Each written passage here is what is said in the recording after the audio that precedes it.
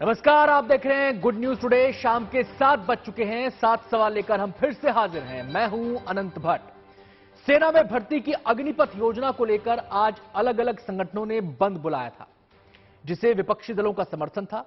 यानी कि अग्निपथ का विरोध अब भी जारी है। हमारे आज के 7 सवाल इसी विरोध को लेकर हैं और हमारा पहला सवाल अब आपके सामने है। और हमारा सवाल है, अग्निपथ के विरोध में भारत बंद का कैसा रहा असर। अग्निपथ को लेकर आज बंद बुलाया गया था। इसको लेकर अलग अलग जगहों पर प्रदर्शन तो हुए, लेकिन कहीं हिंसा की बड़ी घटना नहीं हुई। हां, प्रदर्शन की वजह से रेल और सड़क यातायात का इस्तेमाल करने वाले आम आदमी जूझते जरूर नजर आए।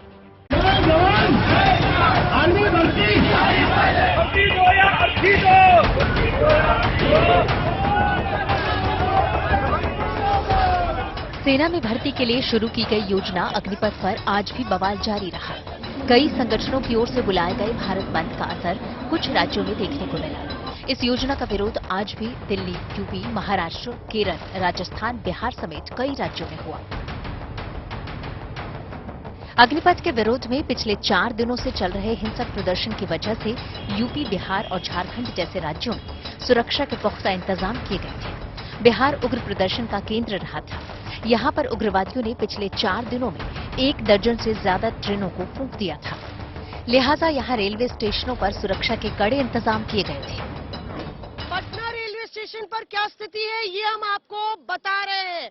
जी हाँ, यहाँ पे आप देखिए किस तरह से पैरामिलिट्री फोर्सेस ने एक सिक्योरिटी सुरक्षा का कवच बनाया है।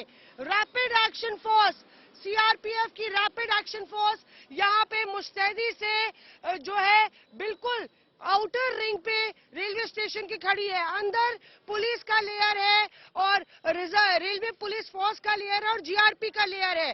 पर यहाँ पे आप देखिए कि तमाम सुरक्षा कर्मी यहाँ पे तैनात हैं। विरोध प्रदर्शन को देखते हुए रेल मंत्रालय ने करीब 500 ट्रेनों को आज रद्द कर दिया। रेल मंत्रालय के मुताबिक आंदोलन के कारण 181 मेल एक्सप्रेस और 348 यात्री ट्रेनों को आज रद्द कर दिया गया। ट्रेनों के रद्द होने की वजह से यात्री परेशान दिखे। पंडित दीनदयाल उपाध्याय से मेरे को गया जाना है, ट्रेन नहीं है, असुविधा हो रही है। यहाँ पे शाम 6 बजे के बाद ट्रेनें बताई जा रही हैं। बहुत परेशानी हो रही है। आज जिसको अभी निकलना हो और शाम को जाना हो तो क्या परेशानी हो सकती है, आप समझ सकते हैं। यूपी में भी भारत बंद को लेकर सुरक्षा के जबरदस्त इंतजाम किए गए थे। यूपी में पीएससी की 141 कंपनियां, 10 कंपनियां सीएपीएफ की लगाई गई थी। इसके अलावा पुलिस के वरिष्ठ अधिकारी भी किसी अप्रिय घटना को लेकर रोकने के लिए अलर्ट मोड पर थे। आज अर्ली मॉर्निंग से ही उत्तर प्रदेश पुलिस ने व्यापक व्यवस्थाएं कर रखी थी तथा पुलिस लगातार वरिष्ठ अधिकारियों के साथ और उनके नेतृत्व में सक्रिय है। दिल्ली में सुरक्षा के लिए जगह जगह पर बैरिकेडिंग की गई थी। यहां पुलिस के द्वारा गाड़ियों की जांच करने के लिए बनाए गए चेकपोस्ट की वजह से सुबह दिल्ली एनसीआर के बॉर्डर पर भारी जाम लग गया था। नोएडा दिल्ली लिंक रोड पर लंबा ट्रैफिक जाम देखा गया। भारत बंद की वजह से दिल्ली एनसीआर में तमाम जगह पर सुरक्षा को बढ़ाया गया है। फिलहाल मैं चिल्ला बॉर्डर के पास हूं और आप देखेंगे तो यहां पर आपको एक लंबा ट्रैफिक जाम नजर आएगा। ये करीब 3 से 5 किलोमीटर लंबा ट्रैफिक जाम आपको नजर आ रहा होगा और ये ट्रैफिक जाम महामाया फ्लाईओवर से लेकर सीधे तौर पर चिल्ला बॉर्डर तक है। और आप देख सकते हैं गाड़ियां लगातार रेंगती हुई नजर आ रही होंगी। करीब 1.5 से 2 घंटे यहां पर इस ट्रैफिक जाम को हो चुका है। इसके पीछे का कारण मैं आपको बता दूं, भारत बंद की वजह से लगातार जो है वो नोएडा दिल्ली के जितने भी बॉर्डर्स है वहां पर नोएडा पुलिस और दिल्ली पुलिस लगातार जो है वो सुरक्षा में तैनात है। कोशिश ये की जा रही है कि जो भी गाड़ियां नोएडा से दिल्ली आ रही हैं या दिल्ली से नोएडा जा रही हैं उनको चेकिंग के बाद ही अंदर जाने की परमिशन दी जाए। भारत बंद को देखते हुए बिहार और झारखंड में स्कूलों को बंद रखा गया था। रांची में एहतियातन आज सभी शिक्षण संस्थानों को बंद रखने के आदेश दिए गए थे। अग्निपथ के खिलाफ बंद को विपक्षी दलों ने अपना समर्थन दिया था। दिल्ली में कांग्रेस ने जंतर मंतर पर प्रदर्शन किया, जहां कांग्रेस के बड़े नेताओं के साथ प्रियंका गांधी भी शामिल हुई। इससे पहले कांग्रेस के कार्यकर्ताओं ने दिल्ली में शिवाजी ब्रिज पर ट्रेनों की आवाजाही को बाधित किया।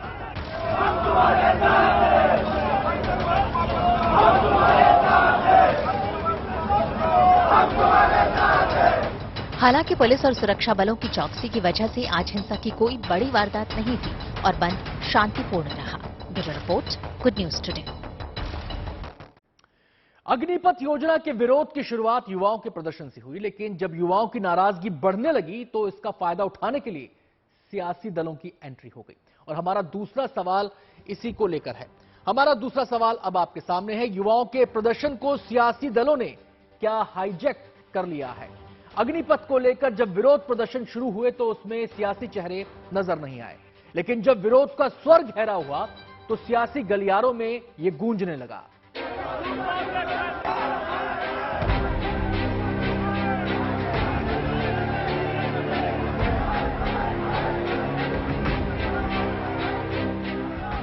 अग्निपथ योजना को लेकर देश में बवाल मचा हुआ है। मुद्दा युवाओं के भविष्य से जुड़ा है, उनके रोजगार से जुड़ा है, लिहाजा उनका गुस्सा फूटा। इस योजना के विरोध में छात्र सड़कों पर उतरे, रेल रोकी और फिर धीरे धीरे छात्रों का विरोध प्रदर्शन हिंसक होता चला गया। हालांकि मामला बिहार में ज्यादा गरमाया, लेकिन मुद्दा देश भर में उछला। सियासी दलों ने भी मुद्दे को लपकने में देर नहीं लगाई। अग्निपथ योजना को लेकर युवाओं का विरोध अपनी जगह है, लेकिन उससे कहीं ज्यादा शोर सियासत में उठ रहा है। कांग्रेस, लेफ्ट, टीएमसी, आम आदमी पार्टी, आरजेडी समेत सारे बड़े राजनीतिक दल सेना भर्ती की इस नई स्कीम के खिलाफ खुले तौर पर खड़े हैं। अग्निपथ योजना देश के लिए घातक है, फौज के लिए घातक है और नौजवानों के भविष्य के लिए घातक है। मतलब अब युवाओं के विरोध का परचम सियासी दलों ने थाम लिया है। तमाम राजनीतिक दल इस योजना के खिलाफ सड़कों पर उतर रहे हैं। आज दिल्ली के शिवाजी ब्रिज रेलवे स्टेशन पर भारतीय युवा कांग्रेस के कार्यकर्ताओं ने अग्निपथ योजना के खिलाफ ट्रेन रोकी, तो वहीं महाराष्ट्र के औरंगाबाद में एनसीपी भी विरोध में सड़कों पर उतरी।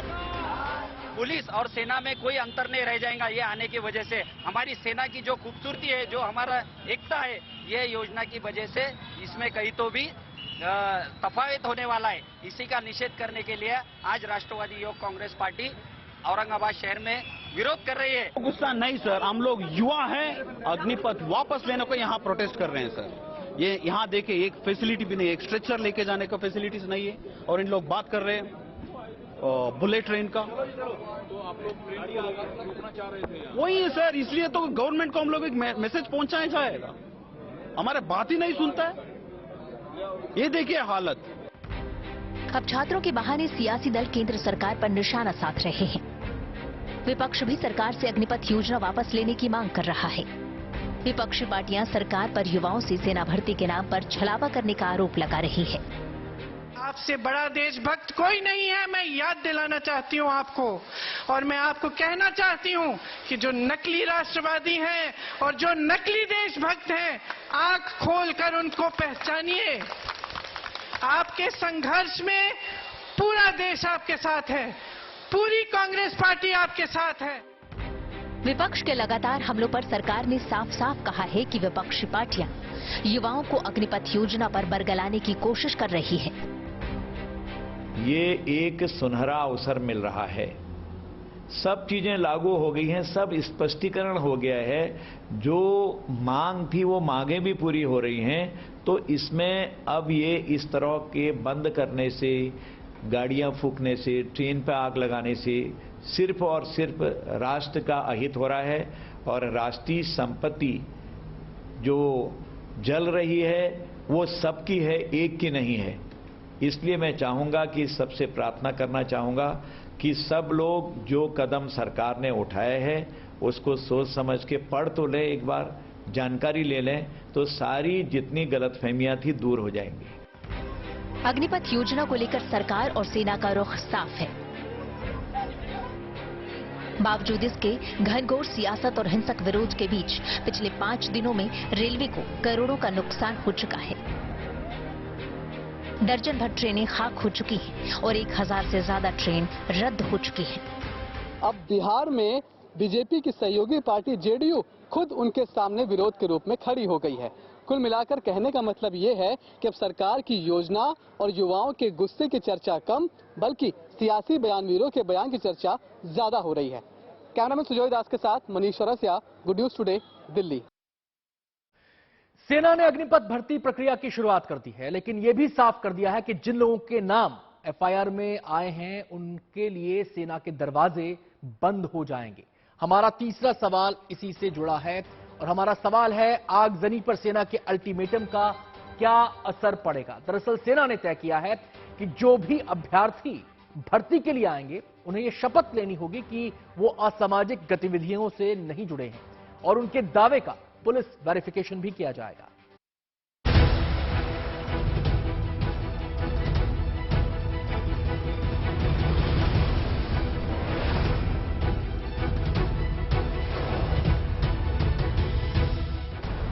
अनुशासन और देश सेवा दोनों सैनिक की पहचान होते हैं, लेकिन जिस तरह से सेना के भर्ती अभियान अग्निपथ को लेकर कुछ युवाओं ने हिंसा को अपना हथियार बनाया, उससे सैनिक के दोनों गुणों की धज्जियां उड़ा दी गई।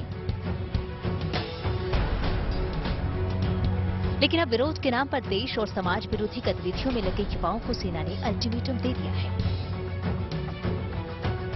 सेना ने साफ कर दिया है कि सेना में भर्ती से पहले उन्हें शपथ लेनी पड़ेगी कि वो किसी भी तरह की असामाजिक गतिविधियों से नहीं जुड़े हैं और उनके दावे का पुलिस वेरिफिकेशन भी किया जाएगा। इट्स अ मैटर ऑफ क्या कहते हैं, लॉ एंड ऑर्डर। एंड जो बच्चे, मैं दोबारा दोहरा रहा हूं, जो बच्चे हैं उन सबको बोला गया कि kindly write a pledge. And write pledge मतलब this is part of the क्या कहते हैं, एनरोलमेंट फॉर्म, कि मैं किसी पुलिस या ये आर्सन इसके अंदर नहीं जुड़ा हूं। उसके साथ उसका पुलिस वेरिफिकेशन होगा ही होगा। अगर ना जाने किसी वजह से एफआईआर उसके ऊपर लॉन्च हुआ तो वो नहीं आ सकता। अग्निपथ योजना में युवा सबसे ज्यादा आक्रोशित इसके कार्यकाल को लेकर है। उनका कहना है कि 4 साल की छोटी अवधि के लिए काम करने के बाद वो वापस बेरोजगार हो जाएंगे। लेकिन सरकार ने युवाओं की चिंता को देखते हुए अग्निवीरों के लिए कई तरह की सेवाओं में आरक्षण की घोषणा की है। सेना की तरफ से ये भी कहा जा रहा है कि युवा किसी के बहकावे में न आए और अग्निपथ से जोड़ने की तैयारी करें। तो मेरी उनसे ये गुजारिश रहेगी कि ये सब छोड़कर ये इस काम में कंसंट्रेट करें कि किस तरह से अपने आप को फिजिकली और रिटर्न एग्जाम के लिए किस तरह से आपको तैयार करें। और हम चाहते हैं कि जो युवा हमारे साथ आए वो अनुशासन, देश प्रेम, नेशनलिज्म, इन सब मुद्दों पर खरे उतरे। तो इस तरह से हम युवाओं को चाहेंगे कि they focus on these issues and ना कि किसी और बहकावे में आकर indulge in certain other activities. सेना ने अग्निपथ भर्ती प्रक्रिया की आज शुरुआत भी कर दी है। आज जारी नोटिफिकेशन के मुताबिक अग्निवीरों की भर्ती के लिए 1 जुलाई से रजिस्ट्रेशन शुरू हो जाएंगे। नोटिफिकेशन में योग्यता शर्तें, भर्ती प्रक्रिया, वेतन भत्तों से लेकर सर्विस रूल्स तक का पूरा ब्यौरा दिया गया है। सेना प्रमुख के मुताबिक अग्निपथ स्कीम से युवाओं, सेना और देश तीनों को फायदा मिलेगा।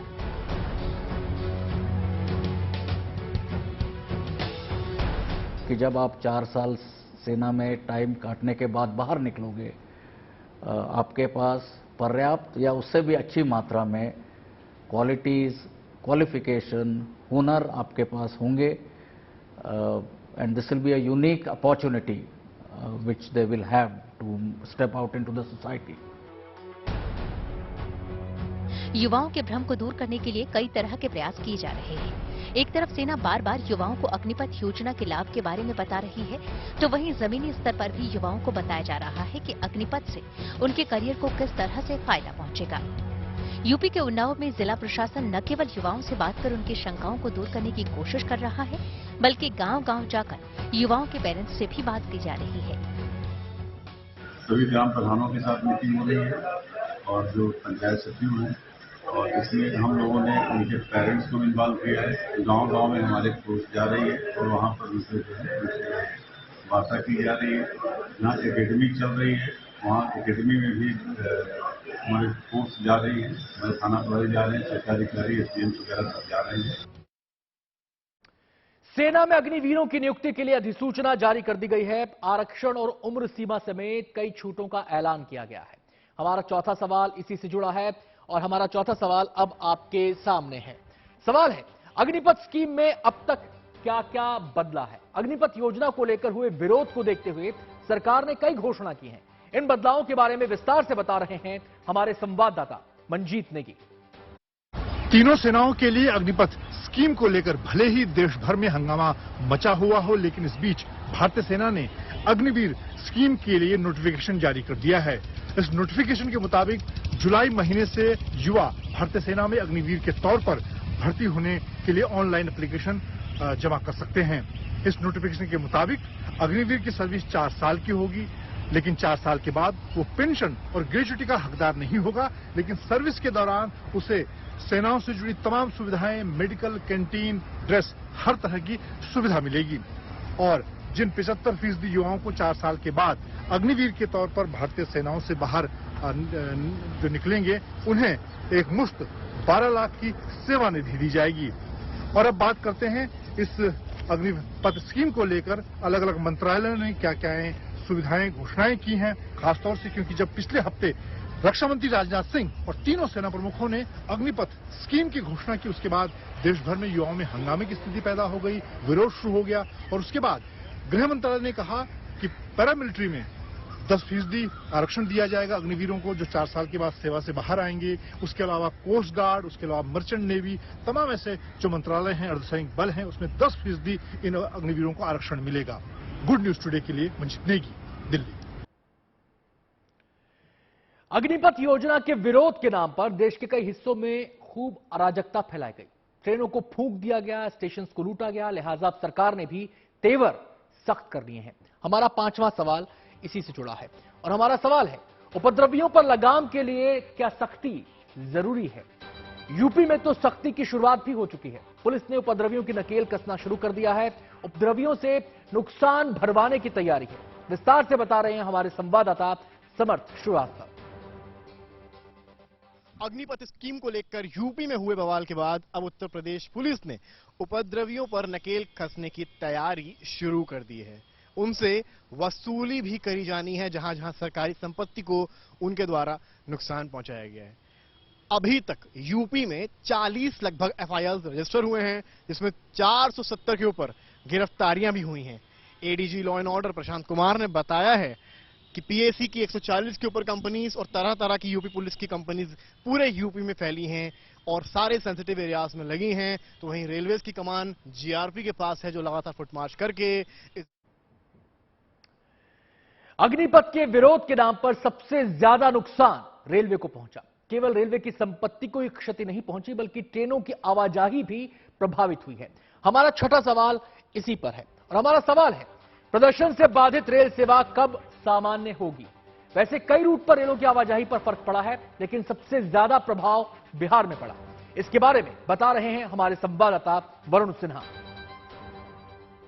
आज के आंकड़े की अगर मैं बात करूं तो 539 ट्रेनें कैंसिल हुई हैं। ऐसे में रेलवे की सोच यह है कि जो भी यात्री फंसे हुए हैं या जिन्हें अपने गंतव्य तक जाना है, उनके लिए कोई व्यवस्था की जाए। हालांकि कोशिश ये की गई कि सुबह 8 बजे से लेकर शाम 4 बजे तक ट्रेनें चलाई जाएं और उसके बाद ट्रेनों को रोका जाए। लेकिन रेलवे ये मान के चल रहा है कि जो स्थिति इस समय बनी है, अगले 3 से 4 दिनों के अंदर हालात में सुधार होगा और जितने भी रेलवे ट्रैक पर जहां पर आंदोलन चल रहे हैं उनको खाली करा लिया जाएगा और अगले 2-3 दिनों के अंदर जो स्थिति पहले थी वही यथास्थिति दोबारा यहां पर निकल के आएगी। जितनी ट्रेनें कैंसिल अभी नजर आ रही हैं वो सारी की सारी दोबारा से चलती नजर आएंगी। तो आप ये मान के चलिए कि जो स्थिति अभी है उसमें सुधार होते हुए 2-3 दिनों के अंदर हो सकता है कि यातायात सामान्य होता हुआ नजर आए रेलवे का। कैमरा पर्सन दीपक बिष्ट के साथ Varun Sinha, good news today के लिए। अग्निपथ योजना को लेकर आज अधिसूचना जारी कर दी गई है।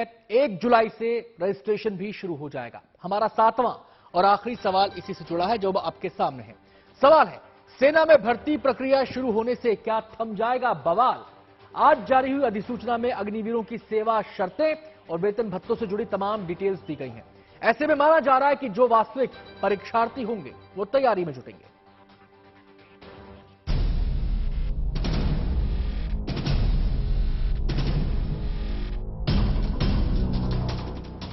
अग्निपथ योजना को लेकर उठे तमाम विरोधों और सरकार के स्पष्टीकरण के बीच आज सेना ने भर्ती अधिसूचना जारी कर दी।